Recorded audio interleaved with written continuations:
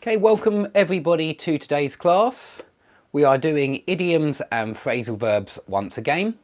It seems to be quite a popular series, and so I think a lot of people like to just find the book somewhere. I'm not sure where you find the book, but it's Advanced Idioms and Phrasal Verbs. If you put it into Google or Amazon, you're bound to find it. It's a nice white book, and I recommend it. It's a great book. Let's get that light off the screen. Sorry about that. Hello Lolly Lolly, I've noticed that you come here every single time right from the beginning, so thanks for all of the support. I do appreciate it. I want to start by giving a shout out to somebody. This is a phrasal verb that's been turned into a noun. It's very modern English. I think young people will be very aware of this expression.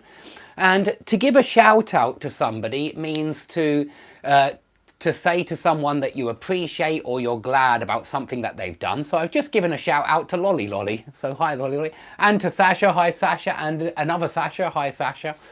But I want to give a shout out to Matthias in Swansea, because Matthias in Swansea has left me a lovely review on Amazon, a nice 5-star review for this book, which is of course the book that I'm trying to sell you all, Visual Phrasal Verbs. He's given me a lovely 5-star review. So if anybody else out there would like to give me another lovely 5-star review, I'll be very pleased with you, and I'll certainly be giving you a shout out in one of these classes. So thanks Matthias in Swansea. That's a town in Wales, for those of you that don't know. But we're on to about chapters 8 and 9 of Advanced Phrasal Verbs and Idioms. And I hope you can see that this book's very good for revising what we've already found out in this book, which you can buy on my website, skype-lessons.com, or on Amazon if you want a physical copy.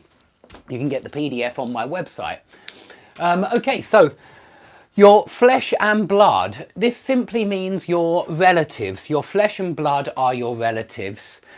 You might recall I did a lesson a long time ago, maybe not so long ago, but on rhetorical devices. And I remember that we talked about anadiplosis, which is the repetition of something at the end of one clause and at the start of the next clause, or at the end of a sentence and then at the start of the next sentence. I think it's a wonderful rhetorical device. And so in Shakespeare, I remember it was, she being none of your flesh and blood has not offended the king. So you have your flesh and blood repeated. But it just means your family, your relatives. It's what you think it means. Okay, to fight like cats and dogs, it just means to fight all the time, yeah? And sometimes you see it to fight like cat and dog. You do sometimes see it without the S, sometimes with the S. But it just means if two people fight like cat and dog, they're obviously fighting all the time. It's a kind of a simile. It's a very old and tired simile, and I do agree with George Orwell that you should probably avoid really outdated metaphors and similes. They've been used too many times. Okay, there's little love lost between them. It means that they don't like each other. It means that whoever the them is, they don't like each other. There's little love lost between them. They don't like each other. Okay? To close ranks, this is an interesting expression. When you close ranks, it means that you come together, you group yourselves together to defend each other. And so usually members of a family may well close ranks in order to defend other members of the family. But it could be a group of friends that close ranks.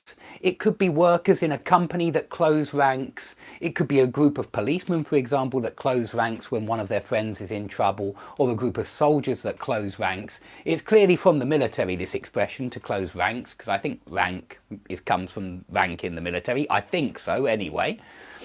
So it's when people come together and stick together to defend each other, they close ranks. Now, to turn on somebody means to suddenly attack a former friend. It has a second meaning, this expression, but it's slightly different grammar. But to turn on someone, if a dog turns on its master, then it means that at first it's a faithful dog, but then it bites the hand that's feeding it. It bites its master. So To turn on a former friend means that you were friends with this person, but then you suddenly attacked them. You decided that they were your enemy in some kind of way. So this means to attack a former ally or friend. Now remember that it has a second very different meaning, and this would be to turn somebody on rather than to turn on someone. To turn somebody on, this is a sexual meaning. If you turn somebody on, you get them sexually excited. If you turn somebody off, it's the opposite. You disgust them, you repulse them. There's something about you that that person finds very unattractive and very repulsive. Okay, so turn somebody on or turn somebody off, they're different from turn on someone, where you attack a former friend or ally. If somebody is as miserable as sin, it just means they're really, really, really miserable. And this is quite a useful word in its own right, sin. It's a religious concept, and it means a bad thing that a person might do. A sin is a crime against God, basically. It's a crime, but it's a crime against God, so it's a religious kind of crime and not law and order kind of crime. So very useful word, I think, and as miserable as sin, really unhappy. If something is accounted for, it is explained. So you might say, how can you account for the hot weather? How can you explain the hot weather? Yeah. How can you account for the lack of interest in this project? How can you explain the lack of interest? So a nice simple one there, but very useful. To take somebody for granted. We did to take something for granted yesterday or the day before, and I did mention this one at the same time, but I'm going to repeat it because it's a useful one. If you take something for granted, you assume it is true. If you take somebody for granted, this is always negative, it seems to me. I can't think of a time when you'd use it in a positive way, maybe neutral, but usually negative, and it means that you don't appreciate that person when you take them for granted. You don't appreciate all the things that they do for you. So I think I gave you the example of a wife who does all the work around the house and you just take her for granted, but in the end she leaves you because she's tired of you being lazy and not helping out at all. Something like that. But yeah, take somebody for granted, it means just not appreciate what they do for you and just expect them to carry on doing it. But one day they may decide to stop. Okay, on top of can mean in addition to. So you might say something like, he earns commission on top of his salary. Yeah, he earns commission in addition to his salary. Or you might say, on top of my salary, I earn a very tiny amount from the YouTube videos, and I mean from the advertising revenue. And so I could say that I get a little bit of income on top of my salary from YouTube. Now, if you live on top of each other, this is precisely the same as to live in each other's pockets. It means you're living really too close together, and so it's usually negative here. It means that you are too close and that it causes some kind of problems because of that proximity, because of that extreme closeness. Okay, and so very often used for partners. To put somebody on a pedestal means to admire somebody, but possibly too much. It means that you worship this person. You think that they're amazing, they're fantastic. So to put someone on a pedestal is very often negative as well. It means admire someone, but too much. You know, really have too much appreciation for somebody, too much admiration. Perhaps you make them into an ideal and it's not real. Okay, and lastly, don't know if you can see this one down here, to get away with murder. To get away with murder, I think a lot of you already know to get away with. It means escape unpunished. And we use this as a metaphorical expression to mean that that person can get away with anything. They can do anything they like and nobody punishes them. So you very often use this for kids. If a kid can do, if the mum and dad don't control the kid at all, and they never punish the kid, they never tell the kid off, then you can say that kid gets away with murder. Nobody ever does anything about it. Nobody ever tries to control him or discipline him. Now, if you squeeze somebody out, I'm pleased to say this is a phrasal verb, and yep, it's in the book, of course. If you squeeze somebody out, then you exclude them from something. You very often you could squeeze somebody out of a deal. Maybe you don't want them to also earn some of the profit, so you squeeze them out of the deal. But you could cut them out, you could force them out, you could even freeze them out. So we've got quite a few different expressions for this, for exclude somebody, squeeze somebody out, cut somebody out, force somebody out, freeze somebody out. But also bear in mind that this is pretty similar to boot somebody out, kick somebody out, throw somebody out, and that means physically exclude. If you get excluded from school or from university, you can say they booted me out of university. Maybe you weren't working hard enough. Maybe you were maybe you were just relaxing and being a bit lazy, so they booted you out. But if you're naughty in the classroom, you can be kicked out, you can be thrown out, meaning excluded from the room, literally sent out of the room. Chuck somebody out is an excellent example. Chuck someone out, because chuck means throw, and so chuck out, throw out, toss out, they're all possible. Drop out is slightly different, because it's when you decide, well, maybe not, but it's only used for university dropout and education, and it's when you stop studying. But I wouldn't say that it necessarily means you were excluded. You may not have been able to keep up with the other students, and so you dropped out. Now, if you leave somebody out, you exclude them as well. So the next one's exactly the same as squeeze somebody out, except squeeze somebody out sounds like you've intentionally excluded them, and leave somebody out, you may do this unintentionally. You may just forget to call somebody and you've left them out of the party. Yeah, something like that. But squeeze somebody out, you are intentionally excluding them.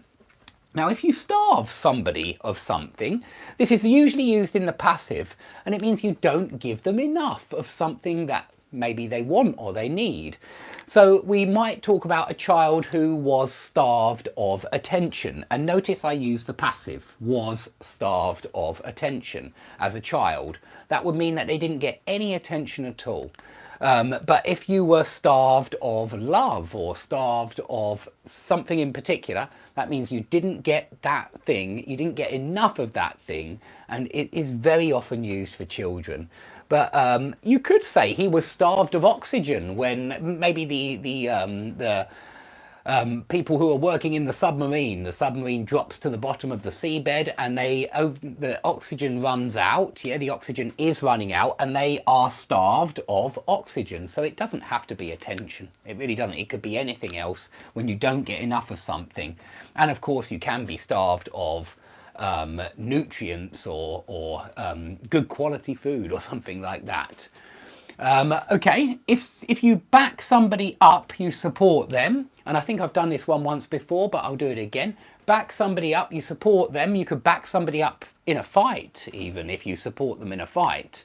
But you can back somebody up in an argument as well. And if you back something up, your work on the computer, that means you make a second copy. And so we all want to keep a backup of our work so that we don't lose it when there's a problem with the computer. Now, if you distance yourself from something, that means you don't want to be associated with that something. You distance yourself from it so that you're not associated with it. So maybe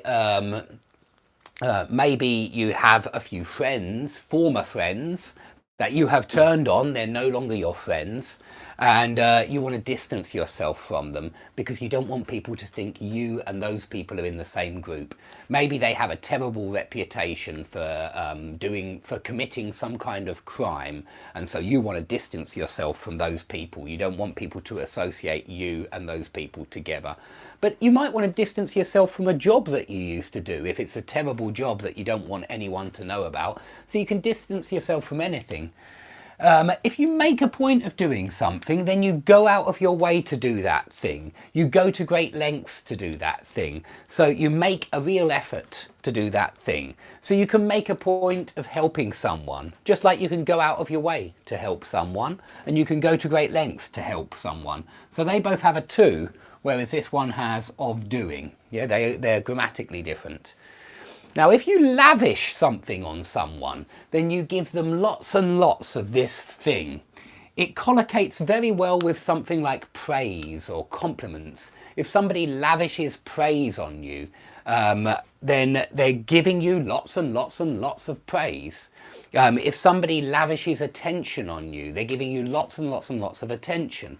But I think it really does work very well with praise. And so I think that teachers have to lavish praise on their students. I think it's very important to tell students when they're doing really well, when they're working hard and achieving good results. And so you ought to lavish praise on your students. Now, if you're at the end of your tether, which really means at the end of your rope, your tether is where the rope ties you. So I think this is I always think of a goat on the end of a rope, and he's at the end of his tether, he's pulling on the rope as far as possible.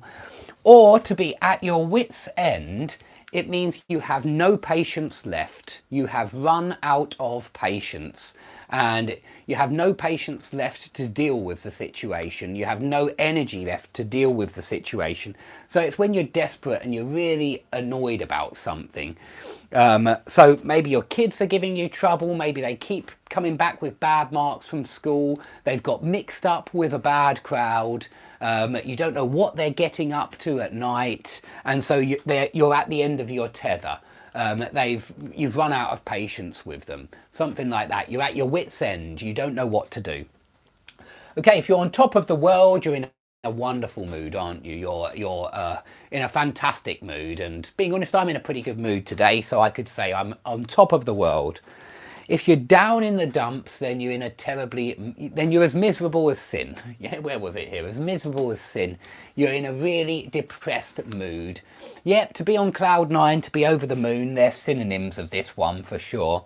But if you're down in the dumps, remember that down is always get someone down, depress someone, bring someone down, depress someone. I am down, I'm depressed. And so the clue is in that word there.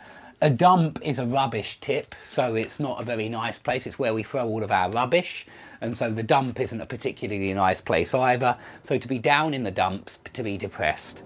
And here's a really good one that I think I use quite often. To cry your eyes out, or to bawl your eyes out, they both mean to cry and cry and cry really violently, to cry and cry and cry again. So you only bawl your eyes out when you're really upset. Kids, again, bawl their eyes out more often than adults, naturally. But it means to cry and cry and cry. And you can also cry your heart out as well. But I think cry your eyes out is much more common. And bawl your eyes out. Do remember this phrasal verb as well. I think this one is in the book. I'm pretty sure it is. I'll have to check though. I'm not 100% about that one. But please, if you like these phrasal verbs, do buy my book. It's on Amazon in black and white for £20. Colour is more expensive, I'm afraid. That's printing costs. It's £35. I actually make more money out of the black and white version because of printing costs. So please buy black and white. It's £20. This one's colour, and you can see the pictures and things in there. You've got exercises, discussion questions, that kind of thing. And you can go to my website, which is skypelessons.com, and buy yourself a PDF version of it for £20, which is in colour.